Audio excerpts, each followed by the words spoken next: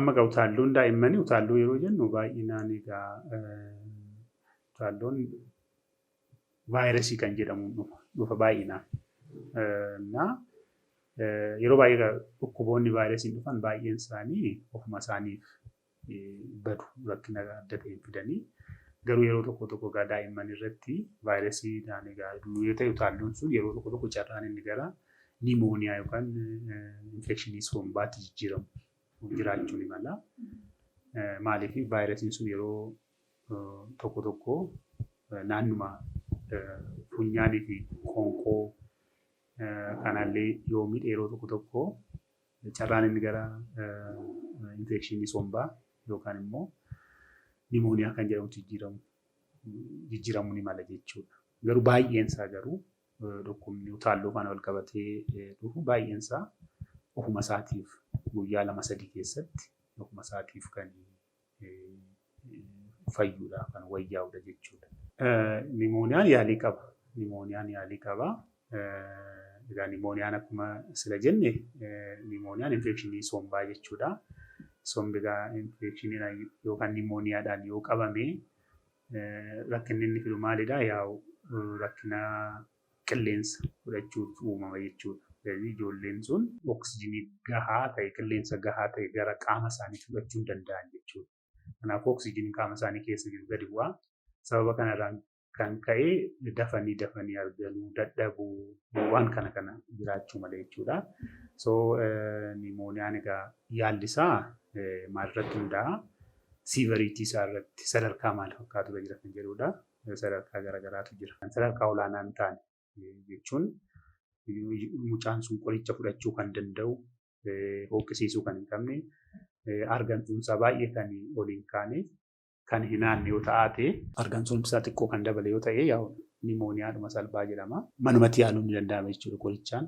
Shirooppiidhaan qoricha afaanii fudhatamu yaaluu ni danda'ama. Isa irratti dabalataan immoo ho'aafis kan ta'u qoricha kennuu barbaachisa. Yeroo sanatti egaa ijoolleen illee wantoota afaanii fudhataman keessumaa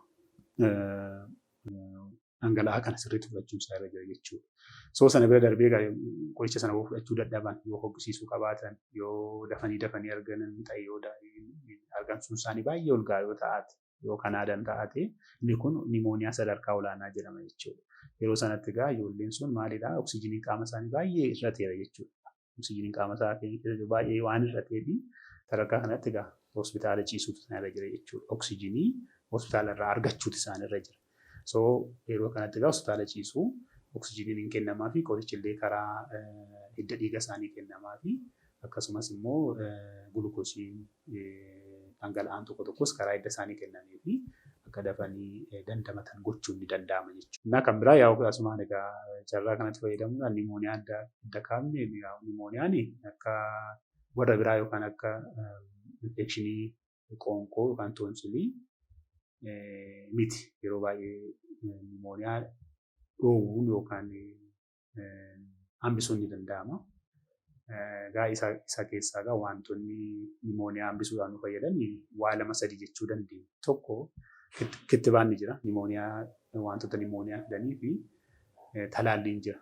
Talaallii sana yeroodhaan umurii isaanii ji'a 1-7 irraa kaasee kittibaata kennamuu qabu. Amma ji'a 15tti yoo fudhatan inni nimooniyaa baay'ee hir'isuu danda'a carraa nimooniyaa.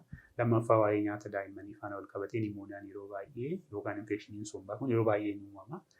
Isallee ijoolleen ji'a 6 duraa harma qofa yoo godhan harmi mataa isaatiin illee carraan inni itti nimooniyaa hir'isuu nimooniyaan akka hin uumamne godhu baay'ee olaanaadha jechuudha. Sana boodas immoo nyaata madaalawaa kennuudha. Sadaffaa haala jireenya mana keessa jiru waa'ee haarri yoo mana jiraate warri yoo kasa lafaa kan manatti kan fayyadaman yoo ta'e manni baay'ee kiroodidii ta'ee ventileeshiniin isaa gaarii yoo hin taane ta'ate inni mataa isaatiin egaa yeroo baay'ee nimooniyaa yookaan infekshinii somba kanaaf hin saaxila. Yeroo baay'ee egaa manallee amma danda'ametti indoor kuukiing warra jedhaman manatti waa bilcheessuu, waa hojjechuu dhiisuu, haara manatti aarsuu dhiisuu yeroo ijoolleen mana jiran kana gochuu dhiisuudhaan nimooniyaan yookaan immoo infekshiniin sombaa kun akka hin uumamni gochuun ni danda'ama jechuudha.